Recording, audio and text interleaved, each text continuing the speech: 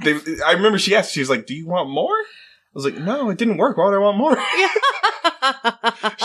And they went outside. You're like, I already feel nothing. Yeah, they went outside and they like whispered. Like I heard them like, did he ask for more? Just like, no.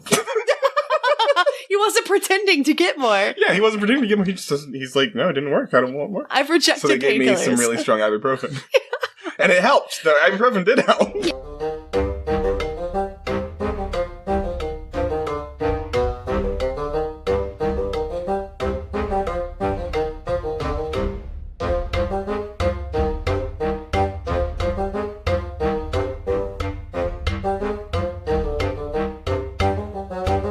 Welcome once again to Noah's Snark, where two former religious types and current snarks take a look at religious media on its own terms. My name is Hillary. I am Josh, a.k.a. the Miracle of Fatima. There we go. That's going to be relevant later. Don't you worry. Oh, okay. Well, I look forward to that because I have no idea what you're talking about. Yeah, it's fine. Last week, I promised that we'd get to The Case for Christ, the movie, and here we are. Despite the complication with Anomaly, I can get shit done when I say sometimes. Not sometimes, pretty much all the time. You're allowed to have a hiccup here and there because I'm doing nothing to lift any of this weight. I was able to crawl into bed and watch this movie today, and that is as much as I've helped Josh in a very long time. Hey, eventually, you will be rewarded greatly. Ooh. Probably by Jesus. You know, I find that unlikely. Yeah, you know what? There's a case for it. If you are unaware, this movie is based on or inspired by the book by Lee Strobel of the same name, The Case for Christ. It is part of the Christian apologetics curriculum, and there is many a non-believing or questioning person who has received a copy of this book by a supposedly well-meaning relative or friend. Right. This is what they think is like, okay, we fucking got it. And now they've made a movie version. So you don't have to bother with all that reading stuff. It's like Spark Notes, the movie. Ugh, my eyes. Or watching The Scarlet Letter when you were in high school. It was the Crucible? Crucible's a thing too, yeah. The Crucible is what I watched. People read Crucible? Yeah, of course. We watched the Winona Ryder movie. movie. I only saw the movie. I found out it was a play later. Yeah, didn't know it was a thing. I went to a garbage school, and that was the year I accidentally got put into what they called college prep, but I call remedial class, and we read almost nothing. Yeah. I watched and that was in my advanced course. The dude just had us watch The Crucible. Yeah, maybe that was just. I got kicked out. Maybe that's like class. The drunk teacher day. He was a cool teacher. He challenged us. He probably went out the night before with friends. He probably just didn't want to read the book. I don't know. It doesn't matter. I read it on my own anyway because I'm a nerd. But it's convenient for us because now there's a movie. So let's get to it. Yes. We open this film with a montage to our main character, Lee Strobel, doing newspaper stuff. And meeting his wife. Wearing a wig. Wearing a bad wig.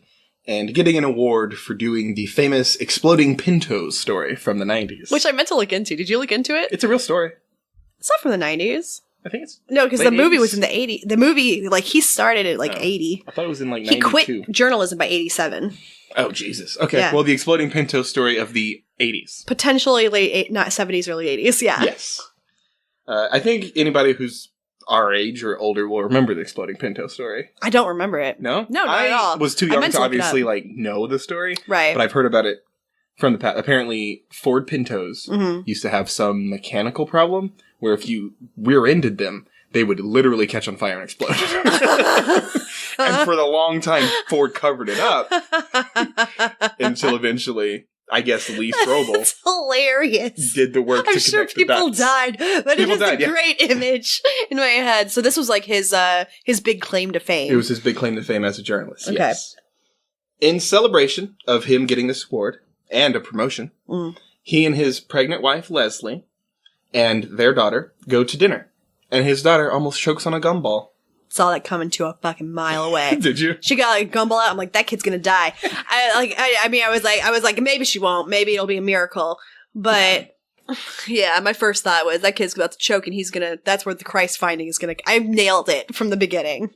Sorry, that was a little pat on my own back. No, good. Because no one else in the entire restaurant knows what to do. And no one's heard of the Heimlich maneuver. And no one's willing to try. Even though it's the 80s. No one's willing and the Heimlich maneuver was well established by that point. Her dad lays her on her back. Yeah. That's the exact opposite. Yeah. The exact opposite. He lays her on her back. He lays her on her back and tells her to breathe. like that's going to do anything. He's like, just breathe, baby, just breathe. Yeah, she's not trying to get through an asthma attack and calming her down. Like, she's choking. But it's like, even if you let's say you don't know the Heimlich, because I don't specifically know the Heimlich. I'm aware of the general look of it. No one tried. No one bothered. They didn't even tap her back very hard. No. They were like, hey, are you okay? He took her from staying upright and laid her on her back, and that is the most he did. Yeah, I'm so annoyed. But she is saved by the magical black lady of the movie, Alfie. She exists for one reason and one reason only, to save this fucking family. Now, I know what you're thinking. Why is she the magical black lady? Just because she's black. Because this is a trope. Because it is a trope, but also because her fourth line is telling them about how she was totally headed to a different restaurant, but something, Jesus, told her to come to this place instead. Right. She is established as the magical black woman immediately. There is no delay. Yes. So maybe it's not magical, but it's miraculous, which is basically extra magical. Exactly the same thing. It's super magic. Same word means nothing different. The daughter... What's her name? Alfie? Alfie. Okay, yeah. And I want to point out, if we are to buy the conceit of this movie, right here at the start, you know, she was sent by God to this restaurant to save this little girl from choking on a gumball. One has to wonder why that same God who can make all these machinations wouldn't just make her not choke on a gumball. Or maybe build humans in a way where the only way you can breathe is if your throat is clear. Give us a better throat. Right. It is so vulnerable. Through the nose. Everything about our neck is vulnerable. We breathe through the nose. Right. But we need the throat clear. Why not just have a separate... Gills or some sort of separate system? Yeah. If you're a magical entity... So you're getting like...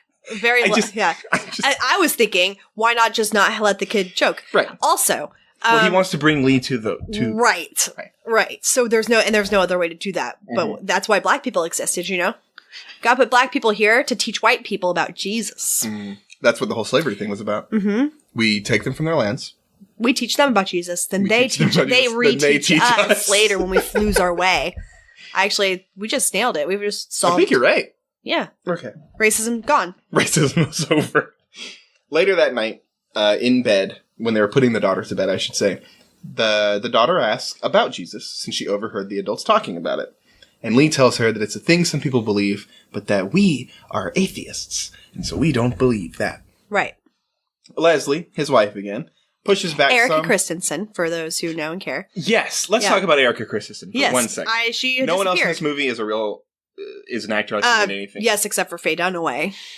Yeah. Huge. That's true. She's massive. But she's also in one very small scene. But anyway, Erica Christensen and the guy who plays his editor is an actor. Yeah, he looks familiar. He's like a small character actor. Yeah, I didn't know what I knew him from, but Erica Christensen was around. You've seen him, but you may not know his name. Right.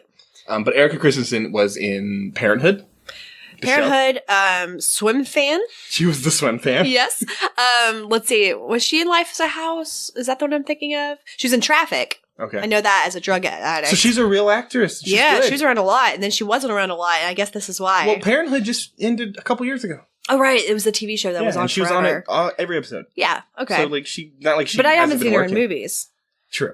But maybe that's made swim fan. Yeah, but also like, why would you if you have like a long TV show? Right. Like you don't need to make a movie. Successful. You're getting paid $80,000-$60,000 an episode for 20 episodes. And if she's like a religious person, then why not do the occasional movie to promote your faith? Boy, this was not the one. Sorry, Erica Christensen. We mostly love you. It's still better produced. This was the best made movie we've watched so far, I think. Yes, this was a real movie with that doesn't make it enjoyable. No, it's a total slug. Joyless.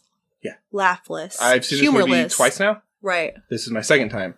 The first time, I barely got through it. Yeah.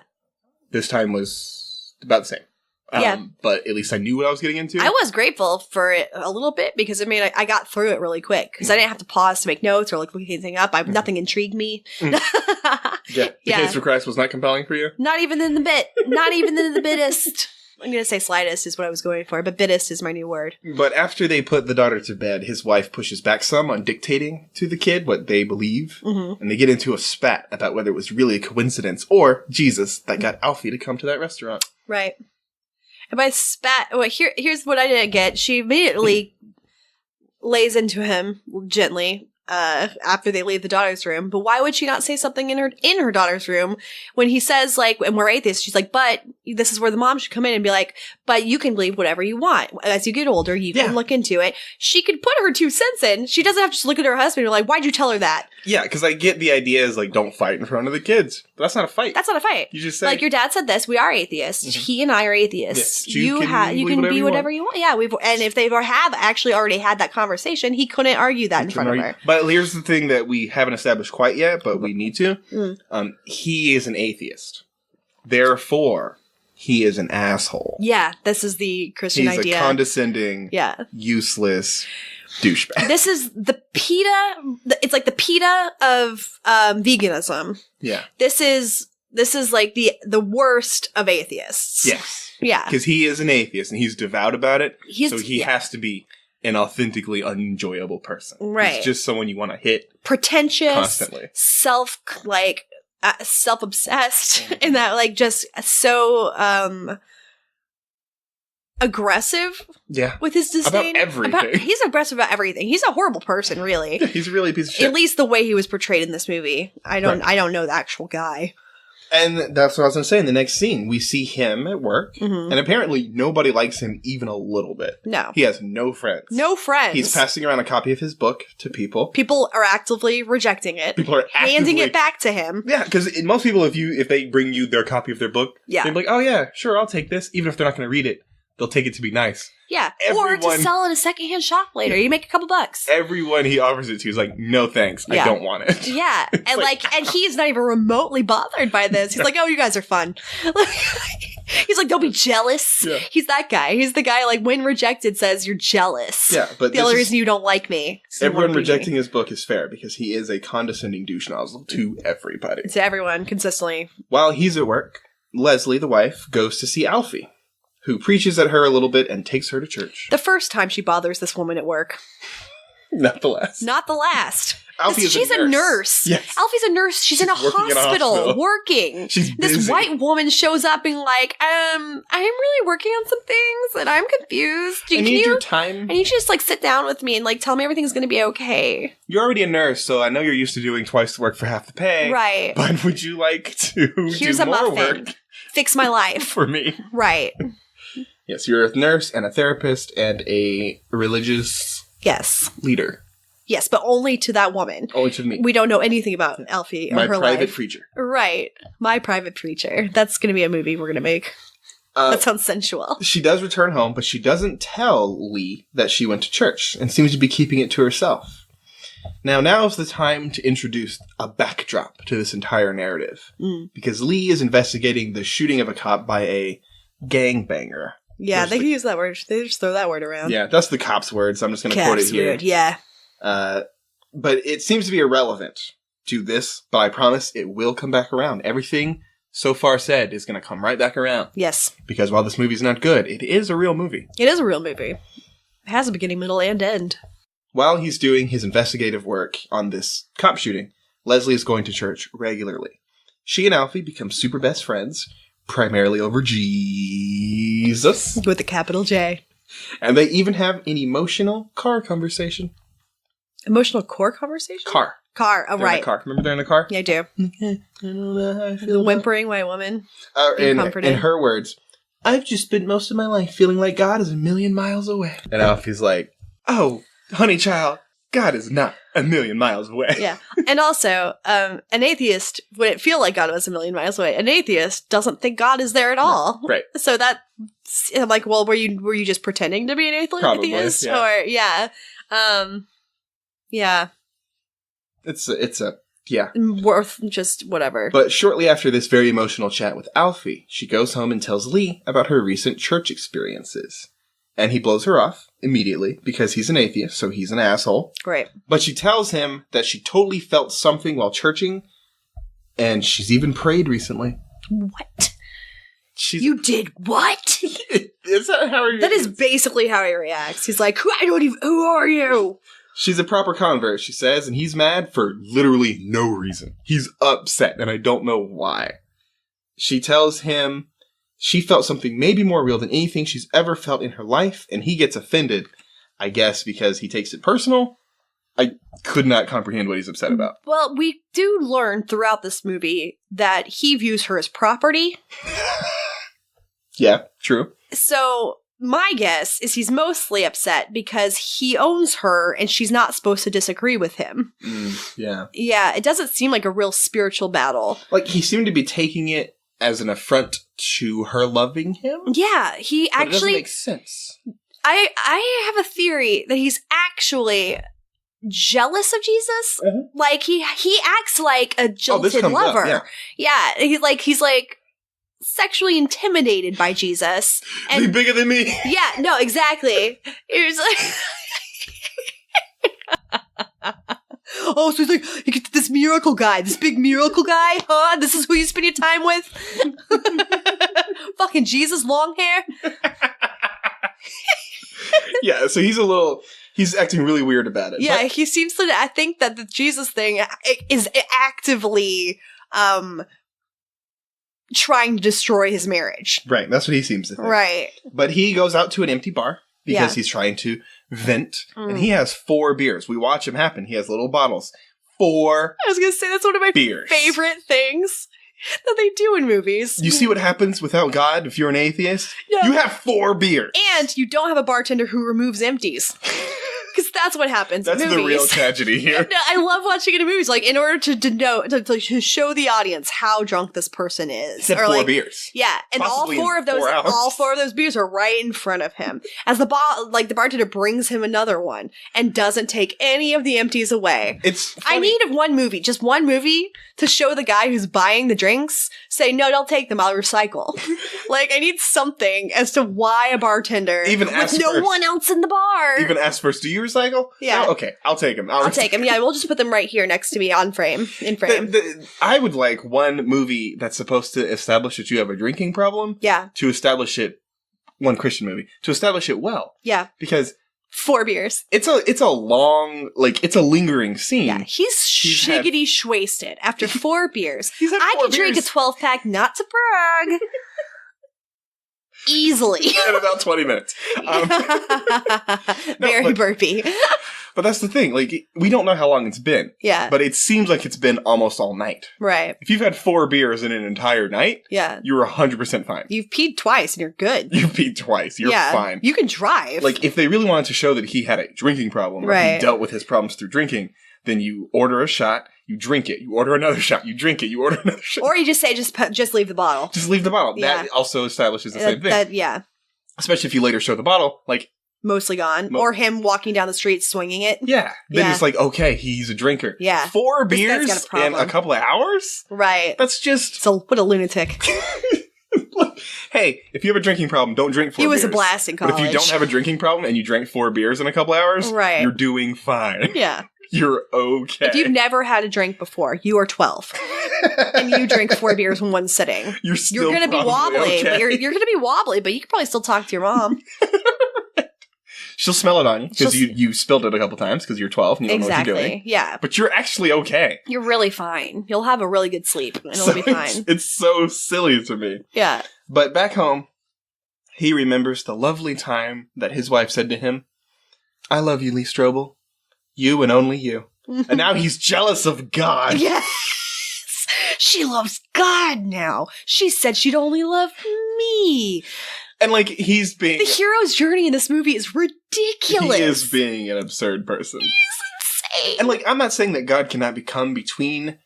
the idea of God cannot come between relationships. Right. I literally had a friend once tell me that there is a certain level of friendshipness, closeness, that we will never attain because I was a non-believer. Right. That was the end of that friendship. I've had so many conversations like that, and it never ended in that exact terminology, but I we appreciate her also... for being honest. We knew, like, I've had very long, like, all-night conversations with several close friends that were devout, and I'm me, and it always ended amicably and kind of like, I love you and respect you. I love you and respect you too. Can we go to sleep now? Yeah. Like, it was like, yeah, and that was it. But this movie, I really was surprised with his motivation here. Like, his motivation in this entire movie is to prevent Jesus from fucking his wife. And what I thought it was going to be about was him feeling like betrayed because the woman he thought he knew And really, your beliefs are a big part of who you are. So changing your whole belief structure is a big change in your personality and like your daily activities, like your commitments or whatever. So I can see that causing a problem in a relationship. But being jealous of God and he doesn't want his wife to love anyone but him. And like, I'm guessing Alfie might be her only friend because she's not allowed to leave the house. Yeah, like I don't think she had any other friends, and this is what it's all about. It's like, you have people outside of me now. Right. And I'm unhappy about it. So that's what I mean. Like the friend who told me that we would never be a certain level of close because I wasn't a believer. I was like, that's crazy. That's you. Yeah, like that's if that's how you feel about it, it's fine. But that is not coming from my side. Yeah, obviously, like that created a obvious block. Right. But his wife hasn't told him that. No, I can't love you as much as I used to because you're not a believer. She hasn't said that. Right. Nor does she think that. No. And he says throughout, like from this point on, he'll mention things like, she's not the same woman I married, you know, she's so different. And we don't know they don't show us any real change in her whatsoever because we don't really know who she is before Jesus. She seems the same. She seems exactly the same. Like, she seems the same. They still argue in the same way. She still seems pretty, like, assertive, but also, like, kind and nice. Mm-hmm. She's clearly the better human here. Clearly the better. She's the one raising their children while he has the stomp fest around the city, just pouting and drinking 4 beers at a time. After being told by his wife about her newfound love of God and Jesus, Lee goes to see his mentor in both journalism and atheism to get advice on how to approach the situation. I love the idea of having an atheist mentor. Because the older guy has went through something similar with a daughter of his. Yeah. I'm really having a hard time not believing today. Before telling him how to get his wife to come around, the older guy gives extremely relevant and good advice that doing so will have consequences, since it brings her some degree of comfort and costs him nothing. He's the good kind of atheist. Like, just leave her alone. What's the problem? He has to be sure that it's not something he can live with. But Lee is an atheist, damn it. He can't be having people around him believing in things he doesn't agree with. So he tells him to just, the older guy, tells him to just pick away at the delusion until she comes around. And barring her reading any literature on the subject by Bertrand Russell or some other famous atheist. Did you study him? I know Russell, yeah. Yeah, I was aware of it, but I didn't, like, study. Yeah, I'm a philosophy major, so we didn't read Russell's book. Right. But we read some Russell in my American, I think, philosophy class. Was he American? Whatever. No. Whatever. We read him at some point. Yes. But it wasn't, like, a ton. Now I covered both bases. But he tells her the best he can do is just approach her with facts because she's a reasonable woman and he can reason with her. So Lee asks So Lee does not take that advice. Well, okay, that's the rest of the movie. He attempts to. He goes to his coworker who is a believer and says, "You're into all of this God nonsense." And the coworker's actually really funny because that's the point where he says, "Boy, you really know how to charm a witness." The only joke in the entire movie. It's one of them, and it's the only good one. Yeah. It's actually pretty good, because he's being an asshole. Yeah. And he basically says, "Oh, you're being an asshole. Okay, great. My God." And you're immediately behind this guy. I'm like, yeah, the main character is awful. We don't care for him at all. The coworker tells him the best way to investigate Christianity, which is basically go after the resurrection, because if it didn't happen, then their religion is built on nothing. And then he points out that Lee, is in a catch-22. If he debunks Christianity, how is his wife supposed to live with the man who destroyed her newfound reason for living? Right, logical. And if she is right, Lee is going to prove your theory of science and reason wrong.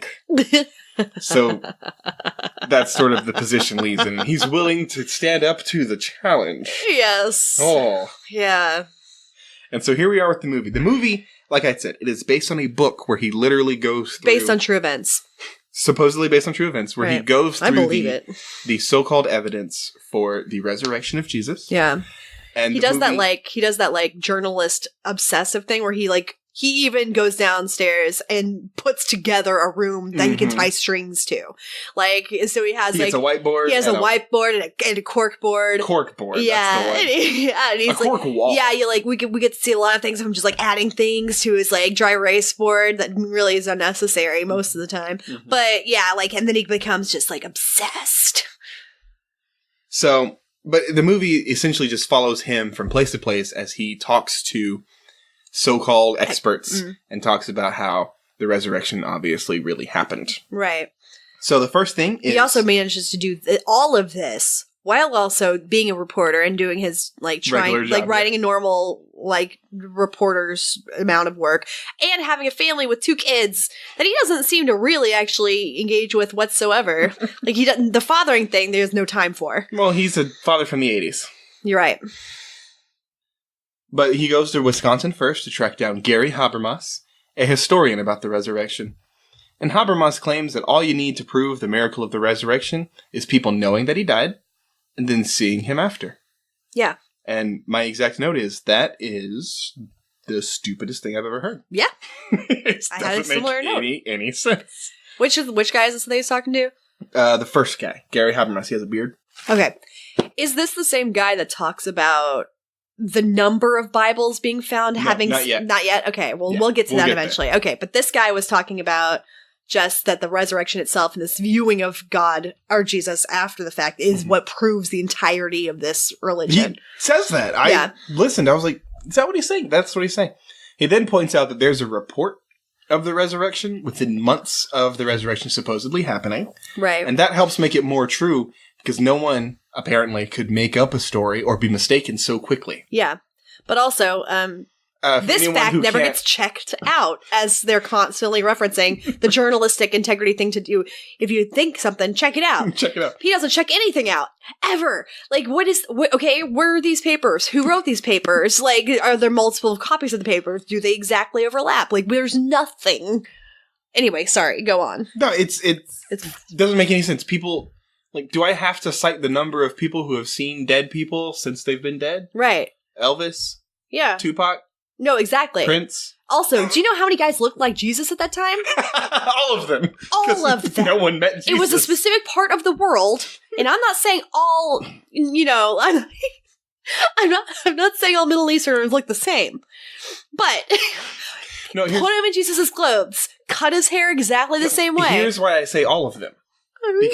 Because when people saw Elvis, they had seen Elvis on TV and actually knew what he looked like. Yeah. When people saw Jesus, about 400 people had ever seen Jesus ever. Also a good point. So all of them look like Jesus. Right. Because it could be literally anybody.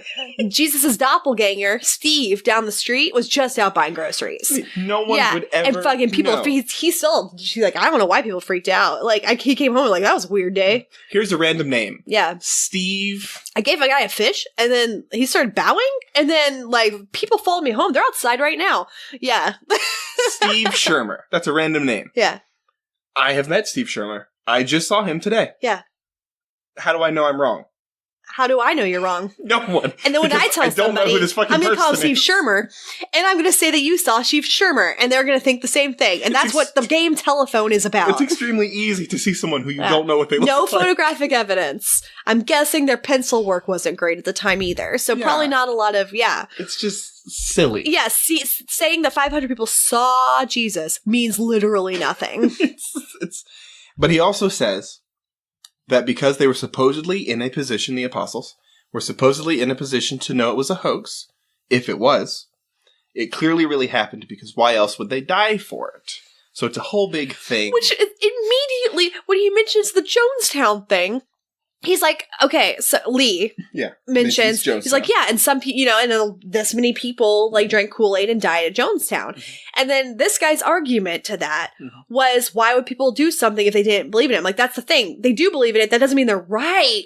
Correct. That the question isn't whether or not they believed or no believing does not mean justified belief. Right.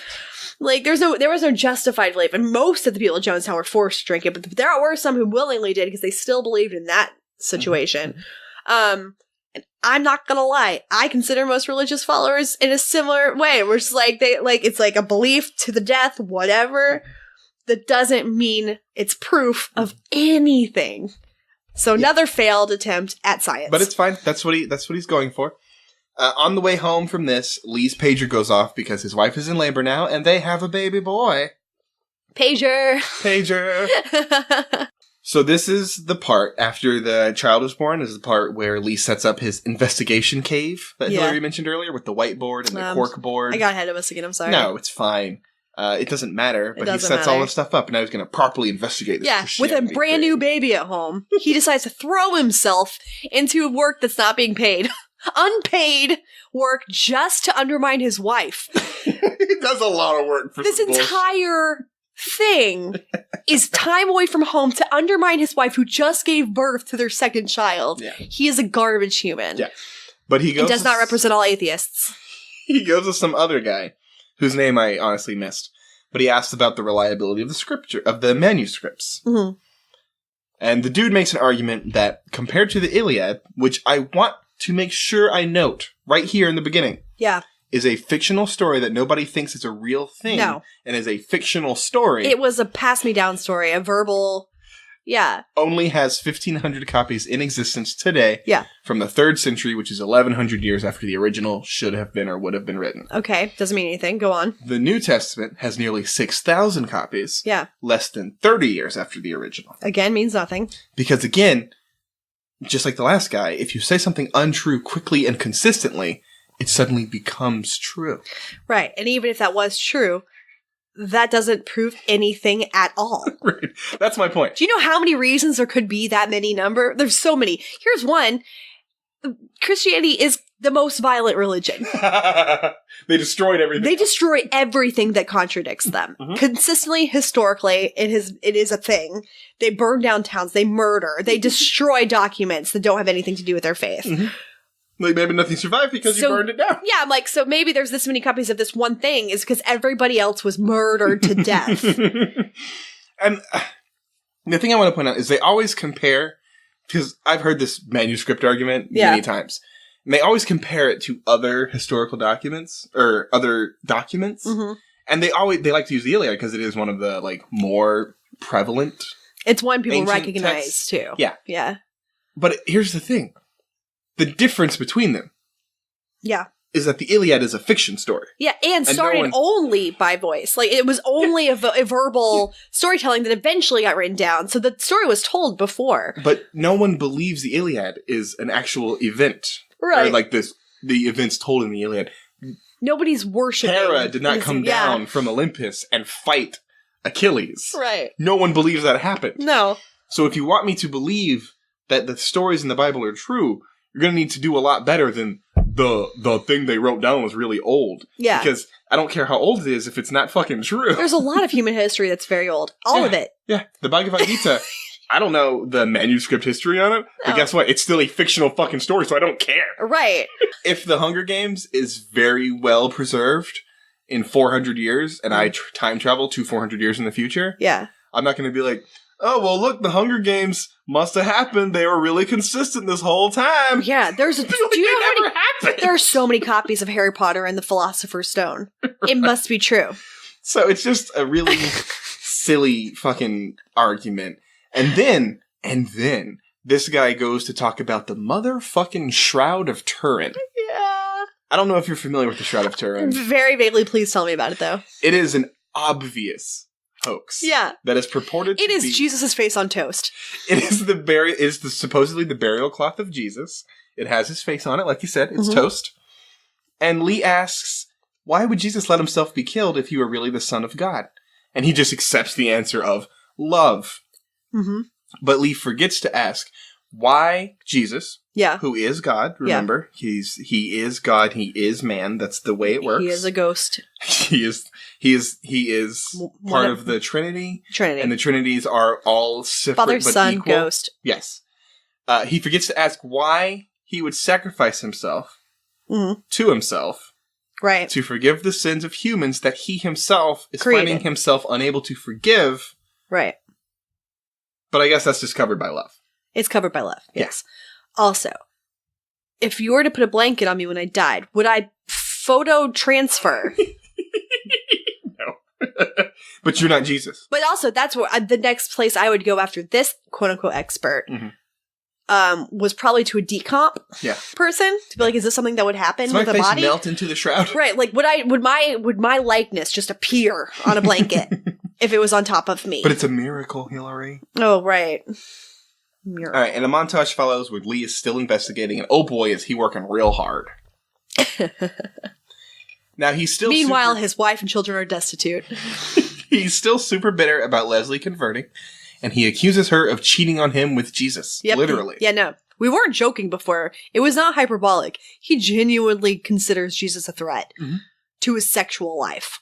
She runs away to the bedroom to cry, and he cracks open another beer. And let's be clear. The movie is bad. Yeah. The arguments are bad. Right. He is still a piece of shit. Yes. But that's fine. He's now going to talk to Bill Craig, or William Lane Craig, who is currently, and possibly then, considered a great apologist. He is an active apologist right now. He does debates. For what? Christianity. He talks about it. Oh, okay. And how it's clearly true. He one time said, someone mentioned in the Bible story that a bunch of children were murdered in a story. We're like, we murdered all the children. And he said they totally had it coming.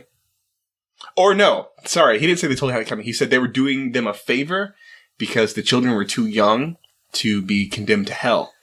So by murdering them before they were like 8 or so, it was a favor. Yeah. Like, we're helping you. We're murdering the shit out of you. That's a real thing that he said. So that's the kind of person. When you believe all the way. He does, supposedly. They talk about whether Jesus' body was simply... Does he have kids? I don't know. I hope not. I was not making a threat. No, I know. But I was kind of making a threat. More like he's the threat, really. No, more like somebody should kill his kids. And see how he feels about it now. They talk about whether Jesus' body was simply thrown away and why women were the first witnesses to the empty tomb. They be, gossiping and shit. He says that even though the Bible stories about the empty tomb are different and don't even have the same characters in them, this actually makes it more believable. Because no one trusts women. Well, okay. But they trusted women enough to actually... So the first point he makes is that no one trusted women, therefore it's more believable because they're using women as witnesses, which no one would believe. So he's saying that this is one of the few places where they did leave the women in. Right. Even though it's been proven that a lot of women were taken completely out. And he also says that you would never expect 4 stories to be exactly the same, even about the same event. I mean, you can't even expect the number of people or the same people to be remembered as being there when you're telling a story. And this is where you ask, who are the people who wrote it? Did they talk to each other? Were they bar buddies? Did they write their transcripts next to each other? The question I have is, he says secondary details should not be the same, and it's suspicious if they are, which is true. But the people who were present is not a secondary detail. No. That's a very primary detail. Right. If you and I go to dinner. Yeah. If I just say, I went to dinner, and then later you tell the story, you say, you and I went to dinner. Yeah. People are going to be like, what the fuck happened? Yeah. One of you is clearly lying. Someone's lying here. Yeah. Because I wouldn't forget who I'm fucking going to dinner with. Right. If I go through a traumatic event, like discovering an empty tomb. Yeah. I'm not going to be like, oh, it might have been Greg and John. Yeah. Oh, but it might have been Susan and Kathy. Fuck. Dude, Jesus had enemies. Why is grave robbing not coming up? True, too. But let's just take it for what he's saying. Yeah, okay. It's not a secondary detail who was there. Let's say the police are questioning you about a fight you witnessed. This is my biggest fear, Josh. You're bringing up my biggest fear. Let's just say it happens. Police asking me where I was on any specific... No. A fight you literally saw with your own 2 eyes.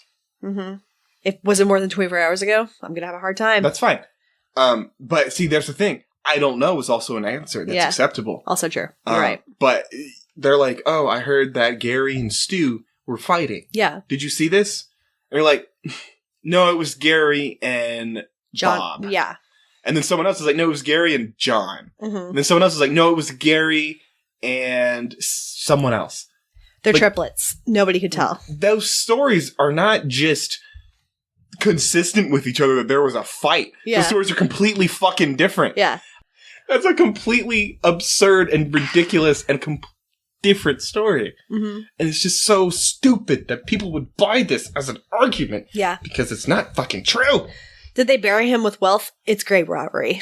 Maybe. I don't know. I don't know how they buried him. I don't personally care. I don't care I'm just saying that this argument is fucking stupid. Yeah, it is. This is the second major argument? Third? All right.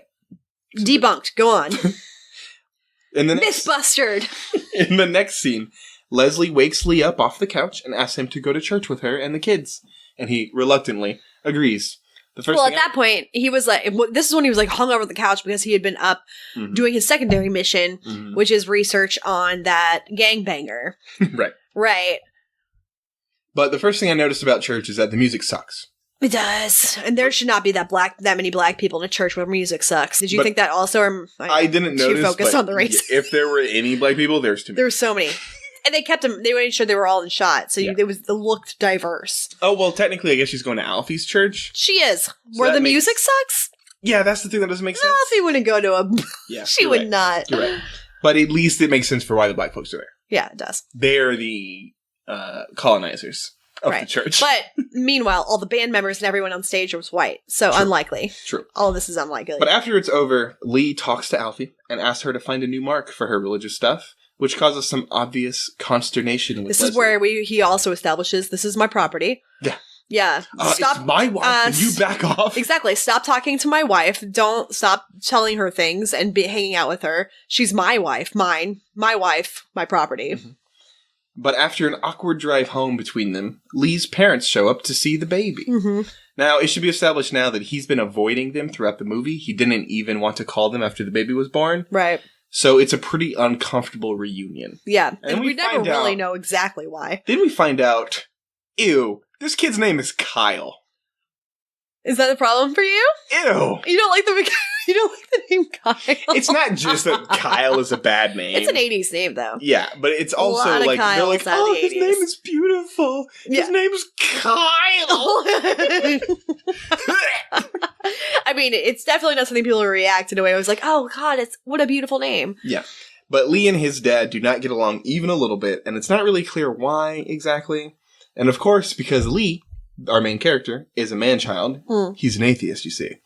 He's unable to even pretend to get along or at least keep his mouth shut for 10 minutes so that everyone can just have a nice afternoon without making everybody uncomfortable and sad. No, he's the ruiner of all things. Yes. The last person you'd invite to a party. But he and Leslie have a nice touching moment, and he expresses his concern for becoming the same way. I guess between him and his kids. But maybe if you weren't such a dick... Yeah. But really, if we're supposed to be on his side here, they did not do a good job because we don't know anything about his dad except for that he doesn't like his dad, and we know we don't like him. Yeah. So I don't like Lee. Yeah. Lee doesn't like his dad. I probably like his dad. His dad's probably fine. Like, Lee's just a shithead. I get having a strained relationship with your dad. Yeah. But guess what? Yeah. We get along just fine because I'm a fucking adult. You're an adult. And if I'm trying to deal, I just deal. And if we were making a movie about your life, there'd be some flashbacks to your childhood where he was doing something wrong to you. Correct. They did nothing to establish. But there wouldn't need to be them because we would be very, awkward together. Yes. But we'd get along fine. Yeah. We haven't had a fight adults. in years because I'm a goddamn grown-up. But Lee's a professional pouter. His greatest strength is pouting. Is foot stomping. Yeah. But in the next scene, Lee is talking to his mentor once again, and he's talking about how the evidence is totally adding up, and Leslie is even acting different. And that's the really scary part. Again, we don't see it. Audience does not see it. We're seeing everything through his eyes, and he doesn't see anything, so we don't see anything. And mentor continues to give him really good advice, in that she knows Lee doesn't approve, but is still his wife, and he needs to make sure that she knows that he still loves her. This is excellent advice. He needs to listen to this man more. Yep. But does he? If Lee would just listen to this... does he? No. Does he listen? And if Lee would just listen to this man, this much more intelligent man, this obviously much more intelligent man, he would have a much easier life because he could have just dropped all of this. Mm-hmm. Or he could just go to his wife and say, hey, you're going through some stuff. Mm-hmm. It's weird to me. I don't understand it, but I still love you because you're my wife and we're going to be together forever. Right. But he keeps making it fucking weird. And he hasn't yet. I haven't told you he has yet, but it's coming up. Don't you worry. Also, fun fact, this movie is boring. It's so boring. And there are still 50 minutes left at this point. Joyless. Gosh. Humorless. Painful. So, Lee's reporting on the cop shooting has led him to conclude that the gangbanger was a police informant who's being protected by the department because he shot his own handler, the cop who got shot. Right.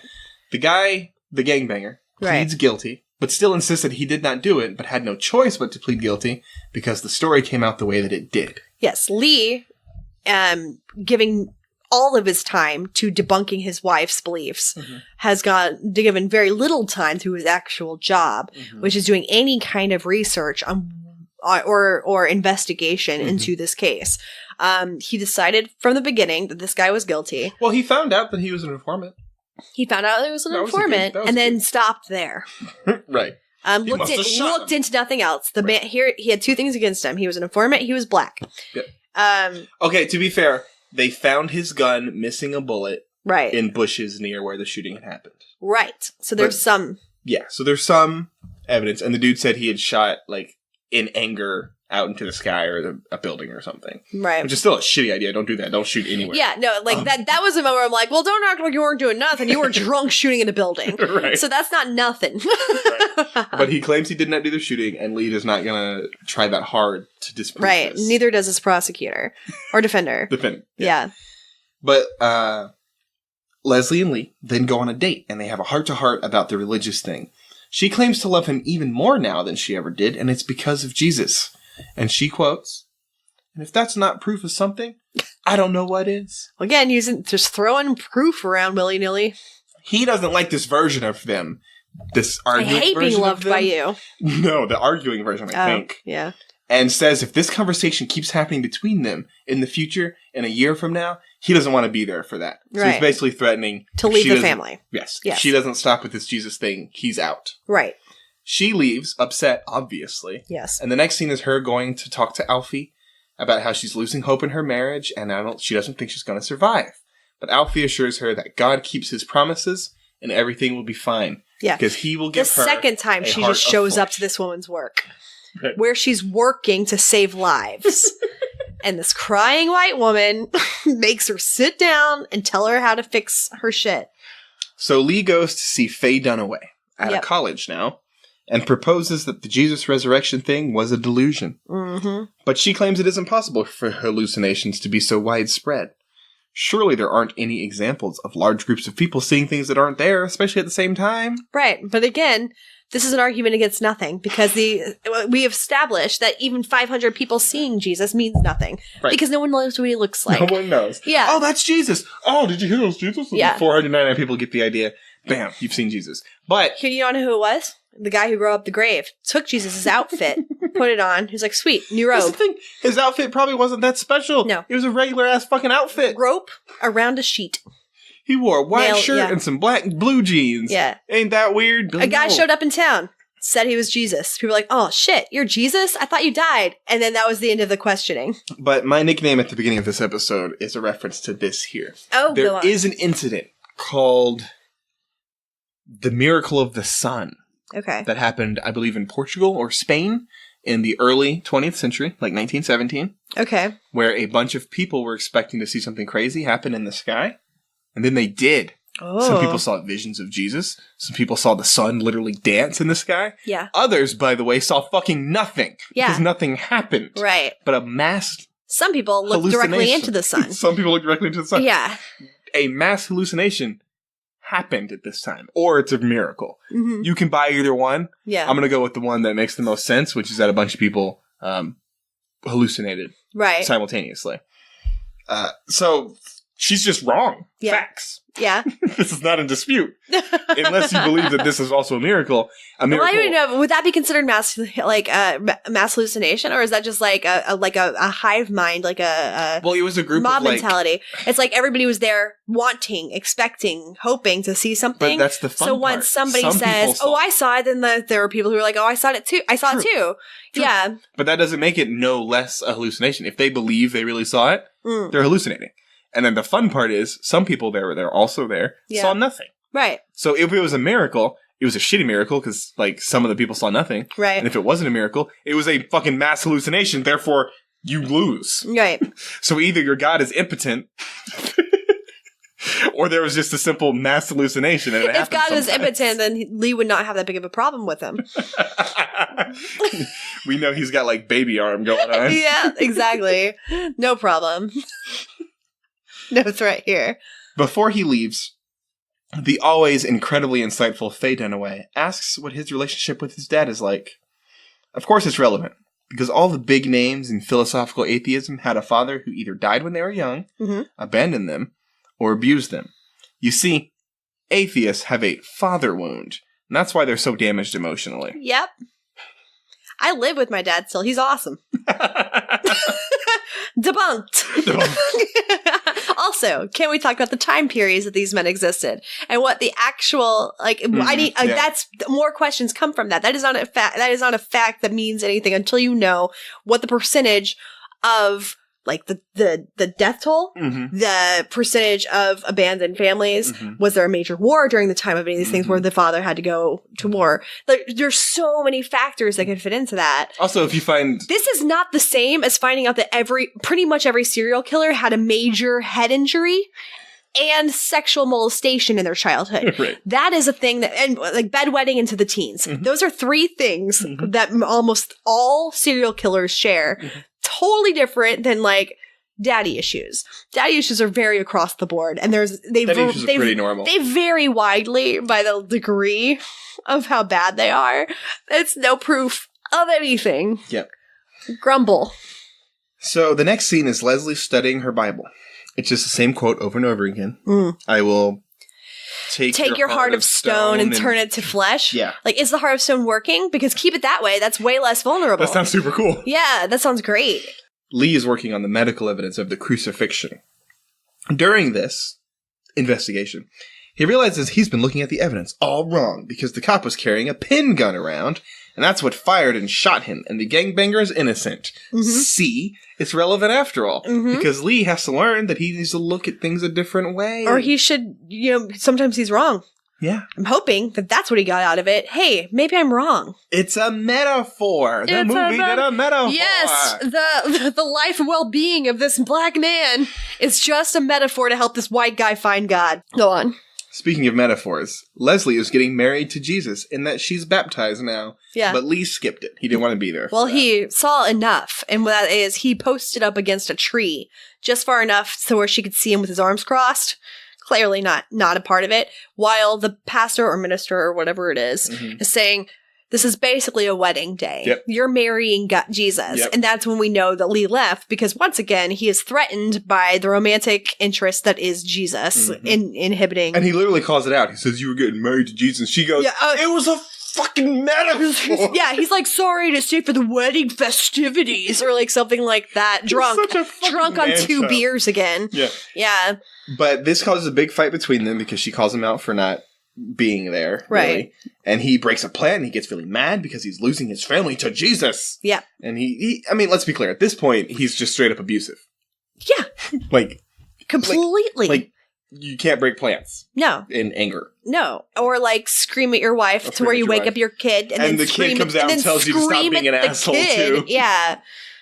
All again drunk over a few beers. Yeah. Yeah. So Leslie prays for him while he goes off to LA to talk about the medical stuff. Yeah. Again, she doesn't actually, this is all secret. She does not know about his hunt for the truth. So she is just at home like, where the fuck is my husband? The only story I know about is he's doing it on this gangbang and that's like, he got put away. Why is he going to LA? Like she's like, I can't even imagine being in her position. She's clearly right during all of this and a saint of a woman for putting up with it. All right. Speaking to the medical guy this time, Lee proposes that Jesus simply passed out rather than died on the cross. A theory which is very common in Islam. Yeah. It's all pretty boring, but honestly, it's stupid. But the conclusion is, if this all happened, he definitely died, right? Like, yeah, okay. Like it's not even that interesting an argument. No, dude died. Assuming he exists and assuming the crucifixion happened. Yeah, dude died. Yes, there's very little chance to survive. That is not a survival. Yeah. Speaking of toads died, Lee's dad toads died. Oh my god, you're totally right. The gangbanger. Making him question again. Yeah. Who he is, whatever. Everybody exists to help him on his journey. He doesn't establish anybody else's personalities because they don't matter, because it only affects him. The gangbanger that he has basically caused to go to prison gets attacked in prison and almost dies. Yeah. Lee goes to see him and apologizes for putting him in this position. Right. And the gangbanger calls him out for not wanting to see the evidence in the proper fashion. Right. Lee then goes to his mentor because he's up against the brick wall of evidence and is told that he has to take a leap of faith either way. One way or the other. Okay. This is not true. No. Of course. But it's a movie, so whatever. I just want it to be end at this point. Yeah, I just want it over. Yeah. He then gets called out for being a douche by his religious coworker, who he earlier antagonized. Right. And he finally converts. It takes forever. It's literally like 10, 15 minutes of this movie. And it really what finally pushed him over the edge was standing in his secret room, staring at his pinboard of pictures. It was just pictures of Jesus. Mm-hmm. It was literally just pictures of Jesus. Looking through soulful eyes. Yeah, no, and like, in like a montage, like cut to very dramatic music of him like seeing the eyes of Jesus all over. Then it cuts to him crying. I like to think Jesus is talking to him like he talks to his wife, and he's like, I'm here to save all humans. Mm-hmm. You think I can just fuck your wife? Yeah, exactly. Oh, I'm no. here for you too. I'm here for your whole family. I'm here for everybody. That's right. Jesus loves all. Come with me and come with me. No, sir. Mm-mm. No, that's not good? No. Oh, well. Mm-mm. But he finally converts, and we all cry and cry and cry. Yes. Funny fact, when I saw this movie in the theater, because I did, there were people crying. Of course there were. Yep. The people that weren't me, of course. I would have wanted to interview them after. He then pitches his research through the movie as a featured article in his newspaper, but he's denied, obviously. Mm-hmm. So Leslie has the idea of putting it into a book, and bam, it's all full circle like this entire movie. Holy God in heaven, I am glad it's over. It's done. We're finished with the movie. We ended where we started. Nowhere. All right. And then they do the follow-up things where, like, he ended up leaving journalism to become a pastor at the church that Alfie got them to go to. Yeah. Oh, what a lucky congregation. I know, this guy. His daughter grew up to be a Christian author as well. She did, like, novels on Christianity. Then his son, who, I'm not even sure he was a part of his son's life, so probably has his own daddy issues. Mm-hmm. His son grows up to also be big in the Christian community. I can't remember what he did exactly, but that was the follow-up. Everyone's a Christian. Christianity wins. Atheists lose. Yeah. Like always. Just like in eternity. Hell's gonna be great. One big sauna. As normal, we now have to do the conclusion. So what's the best and what's the worst of this movie? Good. Okay. Hey, I'm surprised. Once again. Are you surprised? I'm surprised. You never know what the end of this show is. Grace. It'll take about 5 years, but I'll eventually get to the point where I'm like prepared for everything. Mm-hmm. Let's see. Best. They were able to secure one Kansas song. That's true. They did a montage to Carry On My Wayward Son. That was a whole montage. Yeah, so it's like, Kansas. How much of their budget went to that? But that was cool. And then, also, his wig. I'd like to give a shout out to his wig for being very distracting and more entertaining than the majority of this film. This, once again, joyless, humorless dredge of a film.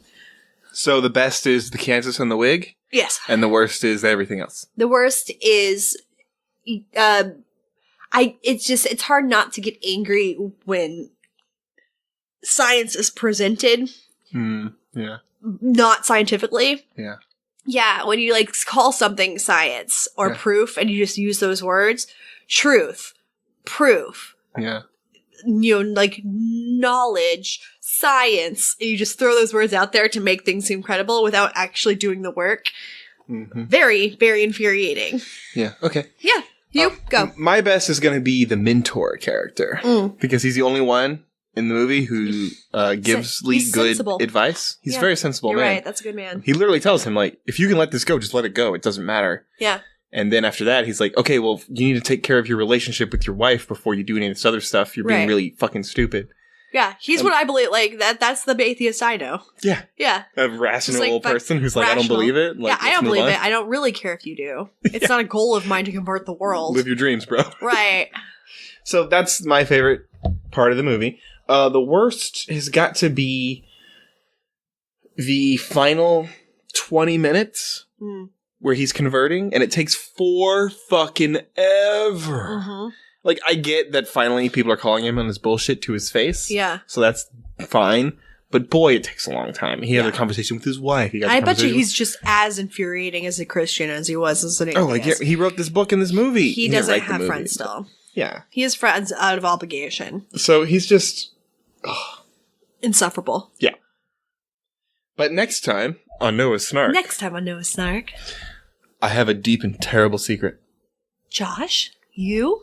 Years ago, I worked in a different city, in a different job, and I listened to regular FM radio all day because I was sick of listening to the same music over and over again on the Fucking MP3 player. Morning hosts? No, it was in the afternoon. Oh, okay. But I discovered a Christian radio station, and I listened to conservative talk radio all day. What is wrong with you? This is a true story. But then a night came, Okay. and with night came our next review. Okay. You see, Focus on the Family, you may have heard of them, is a terrible organization. It is. Of terrible people. Correct. Who do terrible things. Yes. They are garbage. Garbage They're one of humans. the worst things on the planet. I believe if demons exist, they exist in this form. Exactly. One of these things they do is a radio drama for children. It's called Adventures in Odyssey. It's called Indoctrination. It's called... I know Adventures in Odyssey. And you can listen to it right now on the website. I completely forgot about Adventures in Odyssey. Taking place in the fictional town of Odyssey and typically starring ice cream entrepreneur John Avery Whitaker and his friends, it uses these fictional people to teach children Christian morality. So next week, at roughly the same time, we're going to listen to a sampling of what's readily available on their website and give you a complete breakdown of what it's like to listen to a children's radio program as an adult. Joshua. So that should be pretty exciting. I'm stoked. You want to get back to Odyssey? Yeah. Like, I'm so glad you know this. I do. Like, well, this started in the 90s, right? Yes. Oh, it's been running for 25, 30 years? It hasn't been it wasn't from the 80s, was it? I thought it was from the... It may not be from the 80s. But I'm very aware of it. I'm very aware of it. It's Again, my Christian faith... The original Avery Whitaker has died. Okay, Twice. Here's the thing. I have never listened to it, but I did frequent a Christian bookstore where they had paraphernalia / I guess the cassette tapes or the CDs or whatever of them. I remember that. Wow.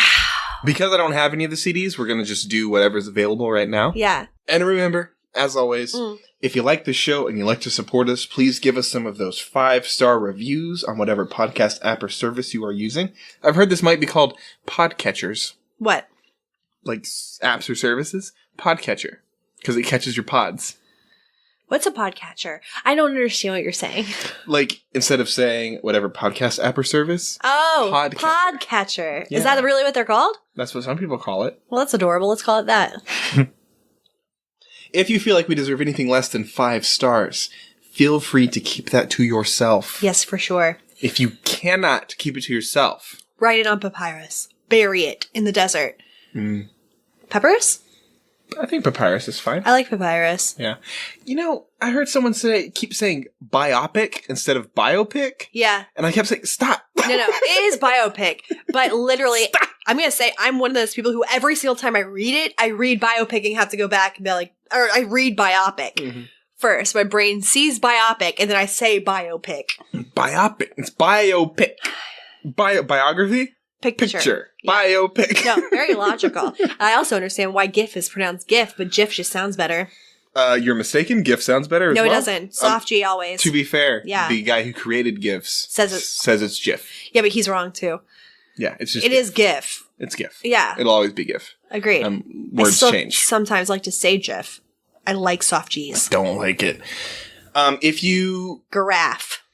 Further, if you can't keep it to yourself, you can write it into a Christian screenplay. Yes. And just talk about it in the movie, because no one's going to watch it. Not true. Not in America. Yeah, but no one's going to really pay attention to it. They're definitely not going to cite you. Yeah. Hey, write it into a fucking Christian movie. You'll just give us publicity. Bring it, bro. Yes, mention us by name. By name. I didn't even know I had that I want goal. Josh and Hillary mentioned. Josh Noah Snark and Pod. Hillary. Our Twitter account. 2 future demons in hell. That's fine. Fucking yes. Don't forget, of course, that we do have a website at noahssnarkpodcast.com. Josh, is that Noah's Snark with 2 S's? It is 2 S's. Podcast.com. Right. You can, of course, find episodes there. We also have a Twitter, a YouTube, a Tumblr, a Facebook. All Josh working his butt off. getting my credit. Give us some likes, give us some shares, tell your friends. Absolutely. We appreciate you for listening. We appreciate you for sharing. We love you. We love you. It's a very genuine love. Thanks for listening. Bye. Bye.